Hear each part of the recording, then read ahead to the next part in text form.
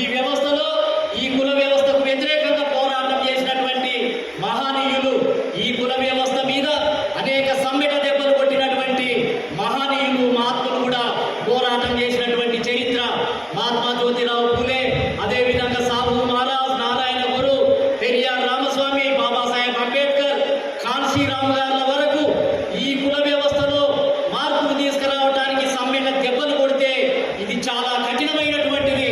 పెంచు కూడా కదలనటువంటి పరిస్థితి ఉంది. ఇది చాలా కఠినంగా ఉంది.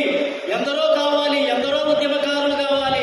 మాలాంటి వాళ్ళం ఉద్యోగానికి రాజీనామా చేసి బహుజన్ సమాజ్ పార్టీ ద్వారా ఓట్ హమారా, రాజ్ తుమారా, నై చలేగా అనే నినాదంతో జనాభా ప్రాతిపదికన అన్ని వర్గాలకు, అన్ని కులాలకు ఎమ్మెల్యే టికెట్లు ఇవ్వాలని ఉద్యమాన్ని తీసుకొచ్చి 1994లో 148 టికెట్లు బీఎస్పీ ద్వారా బీసీలకు ఇచ్చినటువంటి చరిత్ర ప్రజారాజ్యం పార్టీ తీసుకొని వచ్చి ఈ రాష్ట్రంలో కమ్మ, వెలమ, అదేవిధంగా రెడ్డి వర్గాలైనా పరిపాలించేది. కాపులు కూడా, ఈ ఆంధ్రప్రదేశ్లో ఉన్న కాపులు, అదేవిధంగా ఇక్కడ ఉన్నటువంటి వాళ్ళు మరి రాజకీయ బానిసలే, వాళ్ళు కూడా ముఖ్యమంత్రులు కాలేదు అని చెప్పి చిరంజీవి గారి నాయకత్వంలో ప్రజారాజ్యం పార్టీకి అండగా నిలబడి దాంట్లో 100 టికెట్లు బీసీలకు ఇచ్చి పూలే అంబేద్కర్ బొమ్మలు పెట్టించి తెలంగాణ ఉద్యమానికి మద్దతు ప్రకటించి ఒక సంచలనాలను సృష్టించినటువంటి చరిత్ర కూడా ఉంది.